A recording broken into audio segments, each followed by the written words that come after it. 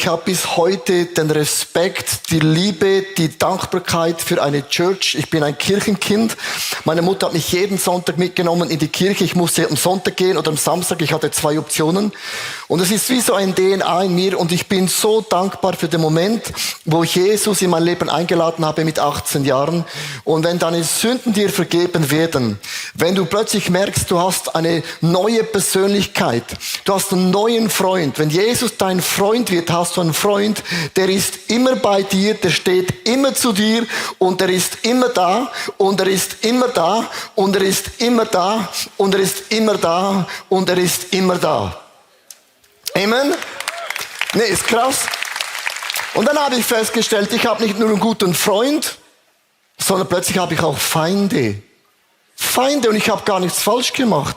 Wenn du zum Glauben Jesus findest, ich habe nichts falsch gemacht, ich habe keine Demo gemacht, ich habe keine Revolte gemacht, ich habe keine Bombe geworfen, ich habe dein Kind nicht gekidnappt. Du machst als Christ gar nichts, ganz interessant, und plötzlich hast du Anfechtungen, Versuchungen, die hattest du vorher nicht. Du hast einen besten Freund und plötzlich krasse Feinde und plötzlich merkst du, es gibt eine Dimension in der unsichtbaren Welt. Von dem habe ich gehört, aber jetzt habe ich das gespürt und ganz konkret erlebt. Und es ist interessant, dass Gott in unser Leben hinein durch den Heiligen Geist immer wieder Punkte legt und sagt, halt an dem fest, glaub an das, hör auf mit den Sorgen und nichtsdestotrotz werde ich mit deinem Leben dennoch und trotzdem zum Ziel kommen. Und jetzt zitiert Gott einen Brief an die Gemeinde von Smyrna. Also Gott diktiert diesen ganzen Brief und ich möchte ganz kurz eine Sache bitten. Du findest in Smyrna nicht eine Kritik. Nicht eine Sache, wo Gott sagt, das geht mir so ein bisschen auf den Senkel. Achte mal, was Gott der Gemeinde in Smyrna diktiert. Schreibe diesen Brief dem Engel der Gemeinde in Smyrna. Das ist die Botschaft des Ersten und des Letzten, der tot war und wieder lebendig geworden ist. Ich weiß von deinen Leiden und von deiner Armut, aber du bist reich. Ich kenne den Spott derer, die gegen dich arbeiten, die sich als Juden ausgeben, es aber nicht sind, weil ihre Synagoge eine Synagoge des Satans ist. Fürchte dich nicht vor dem Leiden, die dir bevorstehen. Der Teufel wird einige von euch ins Gefängnis werfen und euch versuchen. Ihr werdet 10 Tage lang verfolgt werden. Bleibe treu bis zum Tod, dann will ich dir den Siegeskranz des ewigen Lebens geben. Wer bereit ist zu hören, der höre auf das, was der Geist den Gemeinden sagt. Wer siegreich ist, dem wird der zweite Tod nichts anhaben können. So, Gott diktiert einen Brief Satz für Satz in einen Kontext hinein.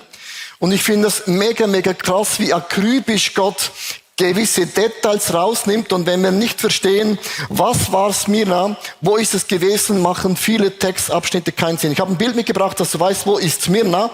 Es ist ein bisschen oberhalb von Ephesus oder unterhalb, je nachdem, wie du die Karte drehst, oder? Aber man sieht, das ist am Hafen, das ist schon matchentscheidend. Und ich beginne, und ich werde heute Satz für Satz aus der Offenbarung vorlesen.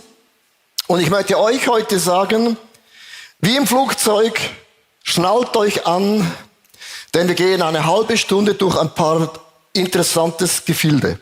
Are you ready? Offenbarung 2, Vers 8. Aus der Hoffnung für alle, beim Luther ist es nicht besser. An der Engel der Gemeinde in Smyrna schreibe. Und alleine das Wort Smyrna heißt übersetzt Bitterkeit oder Myrrhe. Also in dieser Stadt gab es Heilung, Wunder, aber es gab auch etwas sehr, sehr Bitteres. Und Gott sagt, der Name der Stadt ist schon bereits Programm. Und jetzt gehe ich euch ganz kurz hinein in die Stadt, wie hat sie funktioniert, weil wenn man nicht weiß, wie ist die Stadt aufgebaut, dann machen viele Textabschnitte aus der Offenbarung keinen Sinn. Smyrna war eine eifrige Hafenstadt.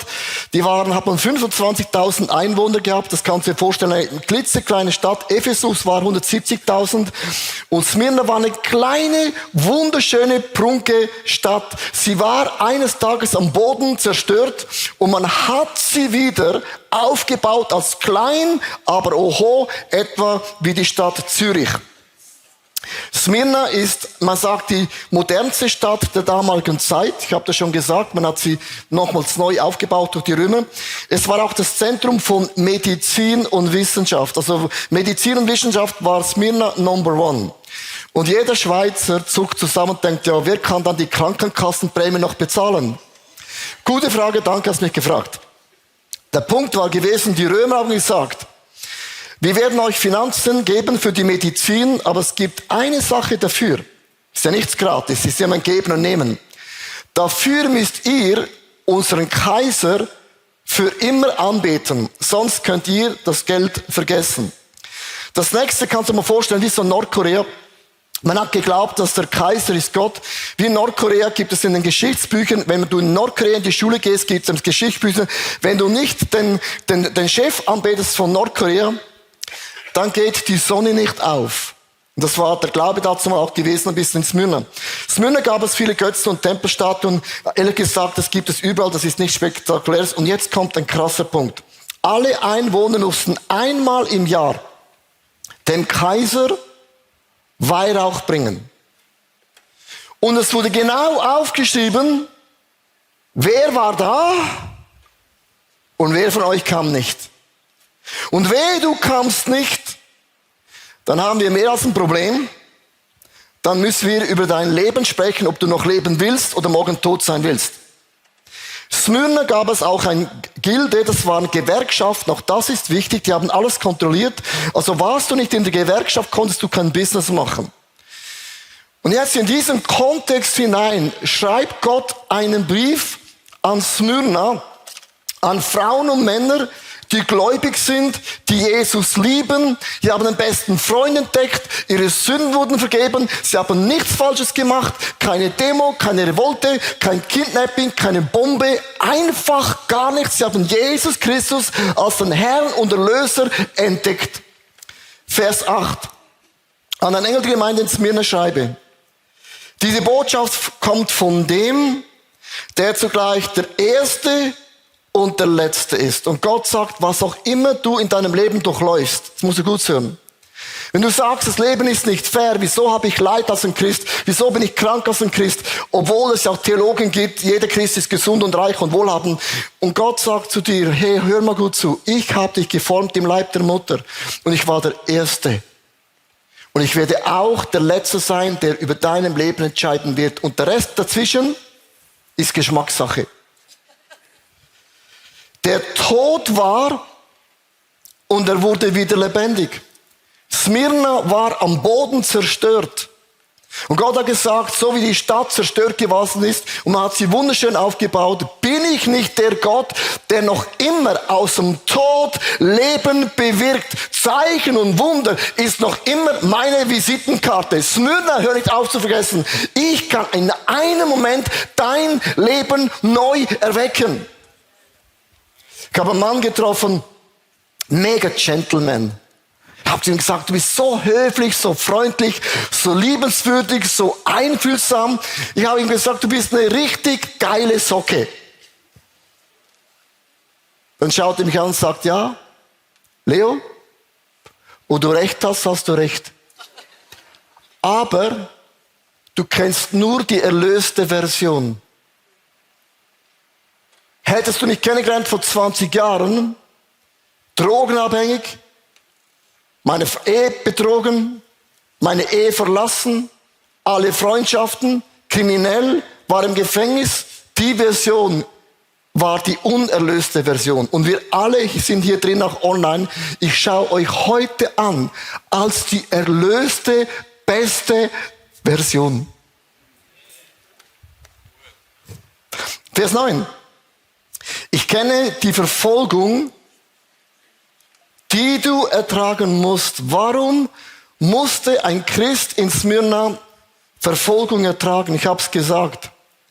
Wenn du Christ gewesen warst in Smyrna, musst du jedes Jahr ein Weihrauch bringen dem Kaiser.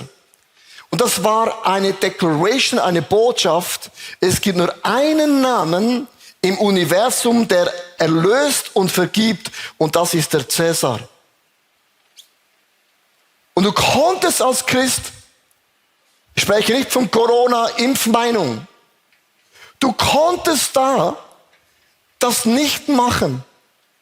Und dein Name war nicht eingetragen.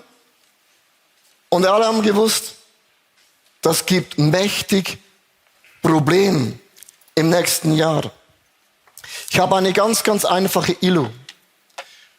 Das sind so 2 Dosen, oder? Von außen erkennst du nicht, ich sage mal, das sind so 2 Christen, oder? Christen. Du erkennst die Christen von außen nicht. Also, Christen sind von außen Christen, oder? Sondern wie erkennst du, ob etwas, der Inhalt auch funktioniert? Ganz einfach.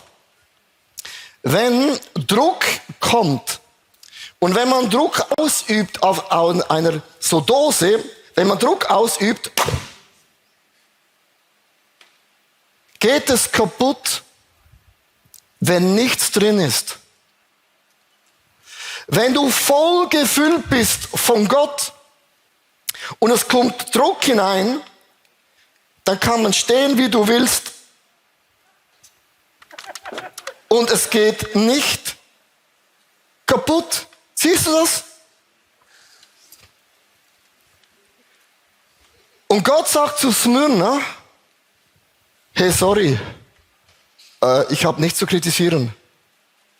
Du bist so on fire, so radikal für Jesus.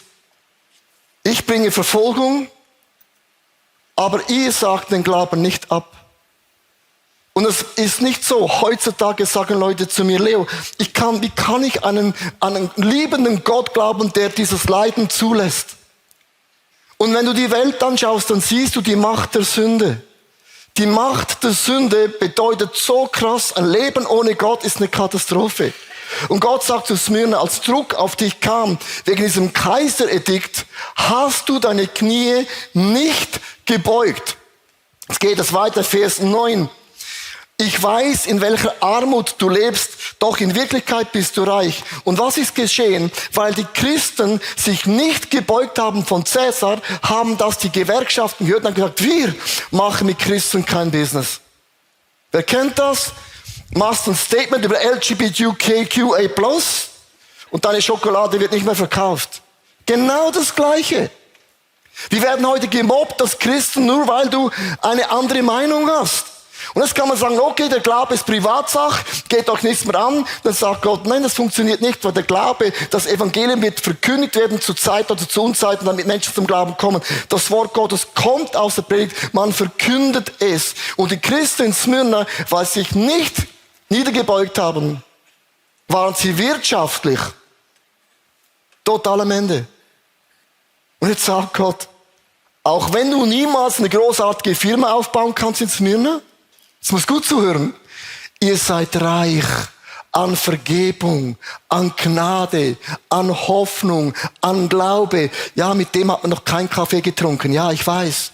Aber es ist eine Freude in dir, die dir niemand in dieser Welt jemals stehlen kann. Vers 9c, ich habe es aufgeteilt. Mir ist auch nicht entgangen, wie bösartig euch die Leute verleugnen, die sich als Juden ausgeben, in Wirklichkeit aber die Gehilfen des Satans sind.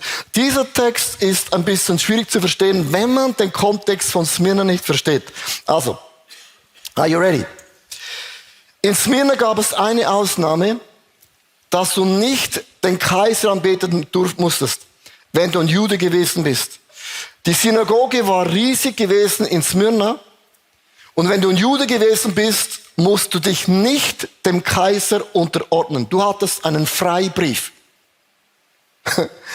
Das Volk Gottes ist das Volk Gottes, aber liebe Leute, das Volk Gottes ist nicht ohne Fehler. Das ist mir mega wichtig. Man kann sehr einseitig werden und blind werden. Und ich sage euch eine Sache und bitte haltet euch am Stuhl fest. Es kamen Juden zum Glauben an Jesus. Und die Juden haben gesagt, nein, Jesus ist nicht der Messias. Ihr seid total falsch. Und wo die Juden gehört haben, dass Juden zum Glauben kamen, haben sie beim Römer verpfiffen. Unsere Brüder, unsere Schwester. Und die Bibel sagt, ihr wart Gehilfe vom Satan. Ich habe mir überlegt, was ist denn das heutzutage bei uns? Sekteninfo. Von der Landeskirche genau gleich. hat das Gefühl, wir sind die Christen, wir sind der Hüter vom Glauben, lesen nicht mal die Bibel, glauben nicht mehr an die Auferstehung und sagen dann, ob ICF eine Sekte ist, ja oder nein, vor den Medien. Genau das Gleiche. Vers 10. Geh ein bisschen weiter, damit es ein bisschen positiver wird. Fürchte dich nicht vor dem, was dir noch bevorsteht. Also Gott sagt, das war alles Einleitung. Du warst in Smyrna nicht Christ, weil du gesagt hast, wenn ich gläubig bin, bin ich reich. Wenn ich gläubig bin, habe ich die Gunst. Wenn ich gläubig bin, habe ich die Gnade. Du warst in Smyrna nicht wegen dem gläubig. Du warst gläubig, weil du gesagt hast, ich habe Jesus erlebt und ich halte an Jesus fest, weil er ist meine Erlösung und mein Ticket in den Himmel. Hör gut zu und that's it. Der Teufel wird einige von euch ins Gefängnis bringen und euch auf die Probe stellen. 10 Tage lang werdet ihr leiden müssen. Die Ermutigung bei Smyrna war gewesen bis hierhin. Jungs, das war die Einleitung. Good news! Jetzt wird's noch schlimmer. Die 10 Tage möchte ich euch aus der Geschichte ganz kurz repräsentieren. Was heißt 10 Tage werdet ihr leiden müssen? Es kam nach diesem Brief 10 Kaiser. Und ich lese euch ganz kurz vor, die 10 Kaiser. 169 nach Christus findet in Smyrna die blutige Hetzjagd gegen alle Christen statt. Das war der erste Tag, von dem die Offenbarung spricht. Im Jahr 202 stellte Kaiser Severus Bekehrung zum Christentum war eine Todesstrafe. So nicht, ich gehe ins ICF, kommst auch mit. Du hast gewusst, dann bin ich morgen tot. Ja, 250 nach Christus machte Kaiser Decius eine erste systematische Christenverfolgung im gesamten römischen Reich. Im Jahr 258 nach Christus, Kaiser Valerian hat gesagt, es ist verboten, euch zu treffen. Und wir werden auch die Bischöfe, einfach alle verhaften. Ja, 303 nach Christus, der Kaiser Diokletian macht das erste Edikt, und das muss man gut hören, was man gesagt hat. Verboten von allen Gottesdiensten. Wir werden alle Kirchen zerstören. Wir werden alle Bibeln, Abschriften, werden alles verbrennen. Wir werden alle christlichen Beamten werden invertiert. Die Ämter sind verboten für Christen. Wir werden die Bischöfe einfoltern, einkerkern. Es gibt eine Todesstrafe ab jetzt, wer nicht mehr einmal pro Jahr dem Kaiser Weihrauch bringt. Das, liebe Leute, waren die 10 Tage, von denen die Offenbarung schreibt. Ich sage, Gott, ich bin so dankbar, bin ich in Wallisellen, lebe ich.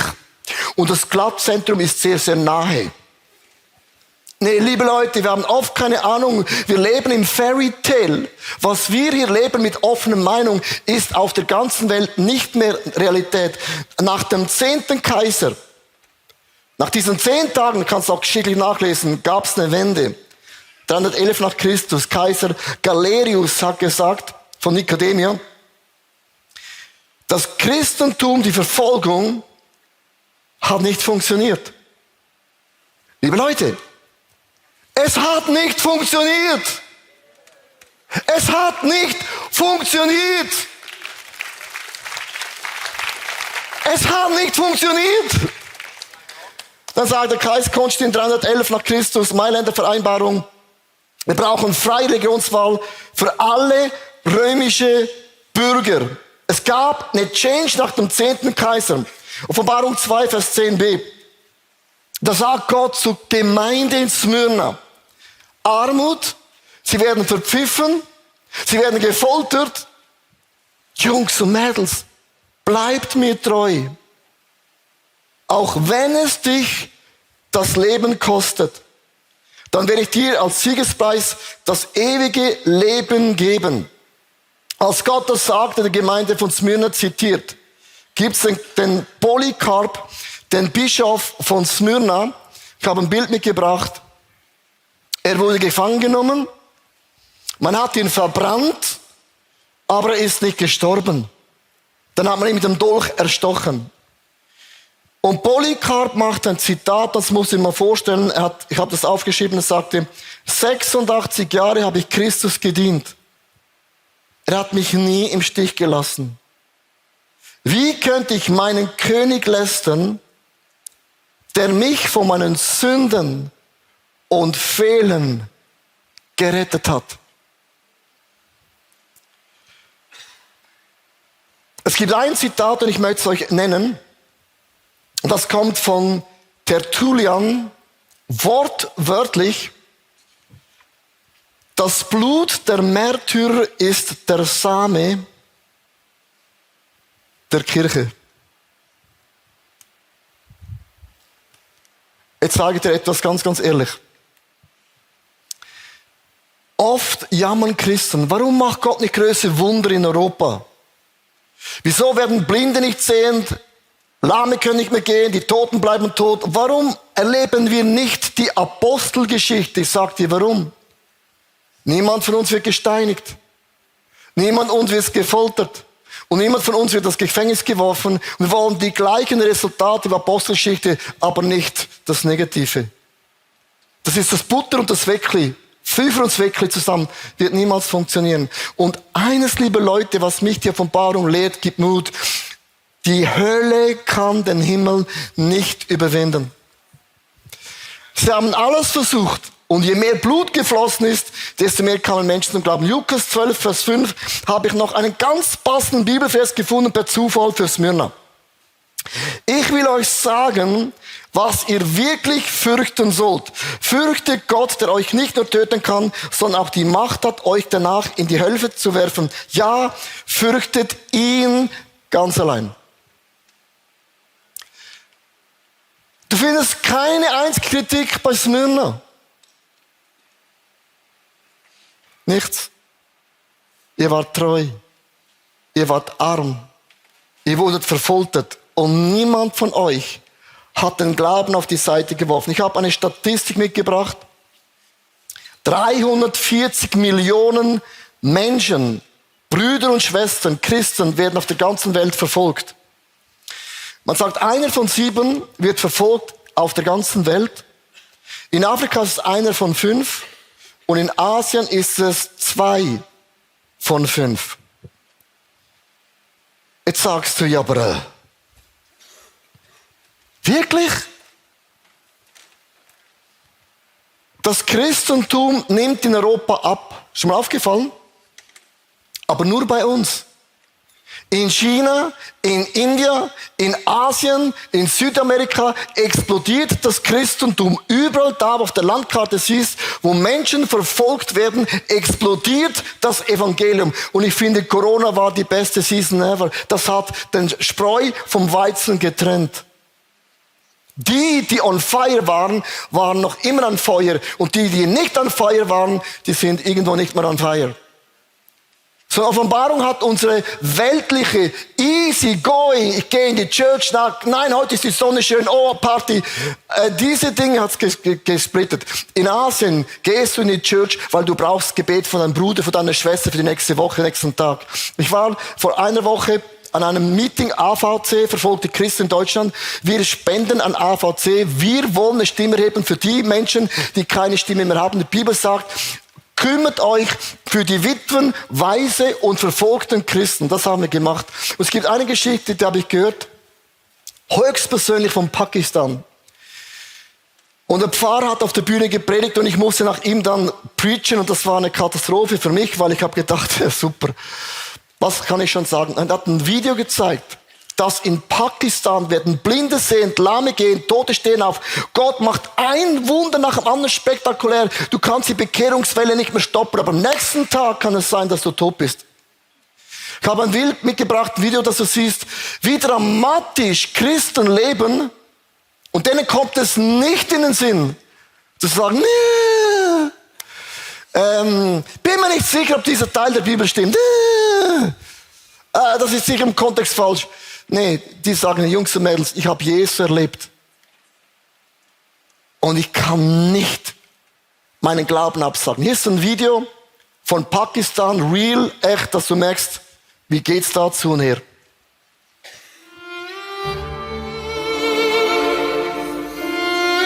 हमें नहीं पता किधर जाना था किधर नहीं जाना था। घर सारा कुछ जला के रख दिया, इधर 3 साल यहाँ पे महफूज नहीं, हमारे बच्चों को तहफ़्फ़ुज़ दिया जाए, हमारे लिए कानून नाफिज किया जाए। हमें सोए हुए बाहर आवाज़ें आने शुरू हो गई, लगाया हमने ताकि हमारे जाने महफूज रह सके।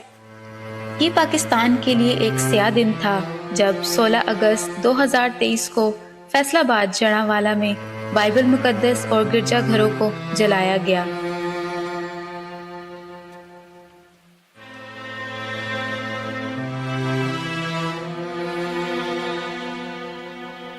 छब्बीस गिरजाघरों में, जिनमें Catholic church, Salvation Army church, Pentecostal जैसे चर्च, जिनको नजरे आतिश कर दिया गया। मसीहों को खौफजदा करके उनको घरों और इबादतगाहों से भगाने पर मजबूर कर दिया गया।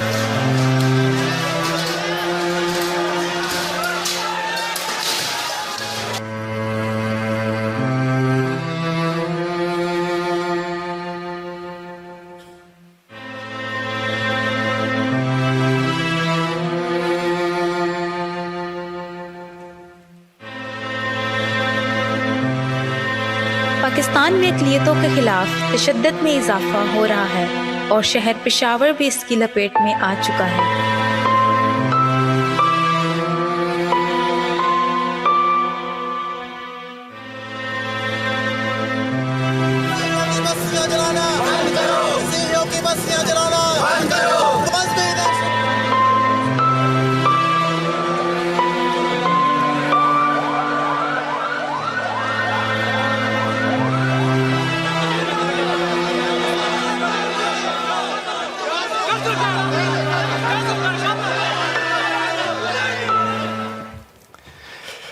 So, ihr Lieben, der Pastor von Pakistan, bevor ich gepredigt hatte, hat angefangen mit dem Statement.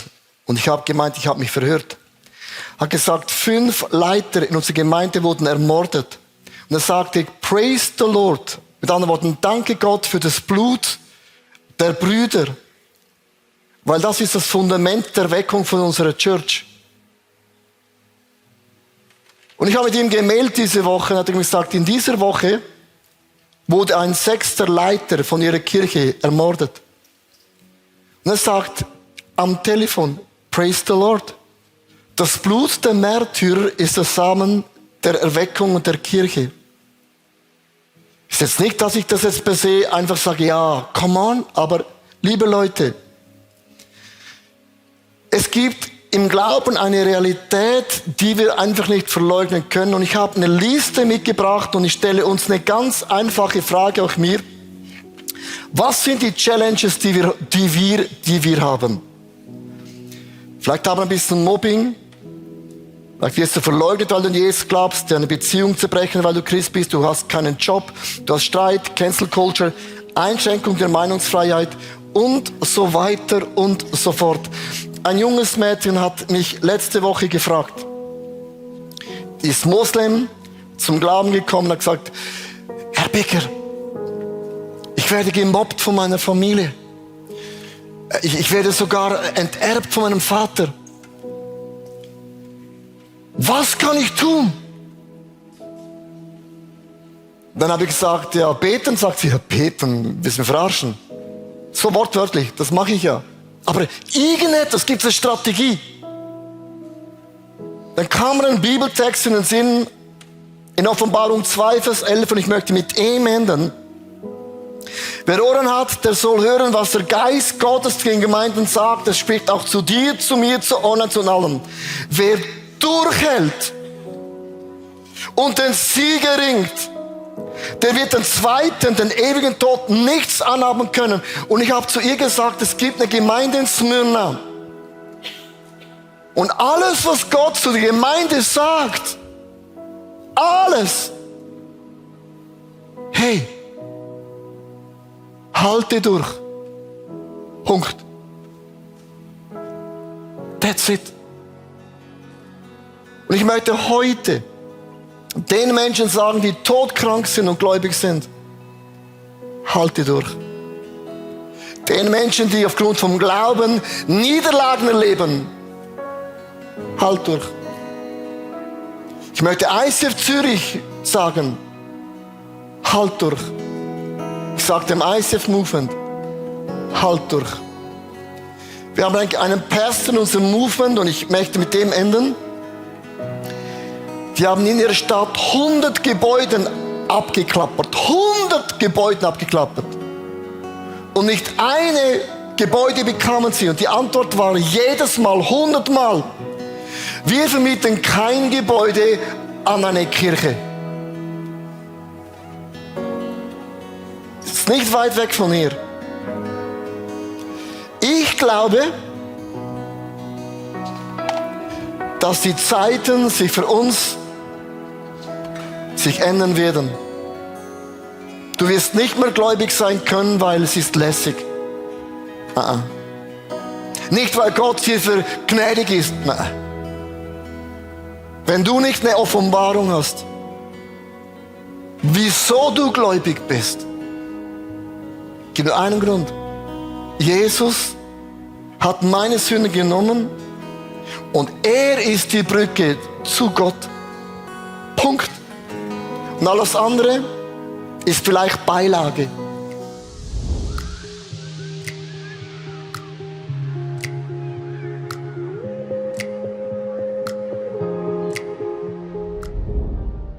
Schön, dass du dabei warst. Ich hoffe, dass die Predigt dir geholfen hat und du viele Dinge auch für deinen Alltag umsetzen kannst. Wir würden wirklich gerne mehr von dir erfahren. Vielleicht hast du Fragen, was beschäftigt dich? Dann besuch uns doch auf unserer Homepage icf.ch/connect. Dort erfährst du auch, was uns als Community eigentlich ausmacht. Alles, was du hier siehst, hat zu tun, viele Volunteers, sie haben ihre Talente investiert, ihre Zeit investiert, auch ganz konkret Finanzen, weil ohne Finanzen ist das alles gar nicht möglich. Ja, und das hier ist unsere Einladung an dich, Teil von diesem Großen zu werden, was Gott tut, auch mit deinen Finanzen, weil es ist so viel Technik, es sind so viele Investments, die wir machen, dass das alles möglich ist, und mit deinen Finanzen kannst du da einen Unterschied machen. Und noch eine kleine Sache, abonniert den Kanal, macht einen Daumen hoch, schreibt was in den Kommentar rein, weil es wird uns helfen, dass Leute plötzlich von dieser Sendung hören, weil wir wollen ja die beste Botschaft rausbringen an Menschen, die noch nie von diesem Gott gehört haben.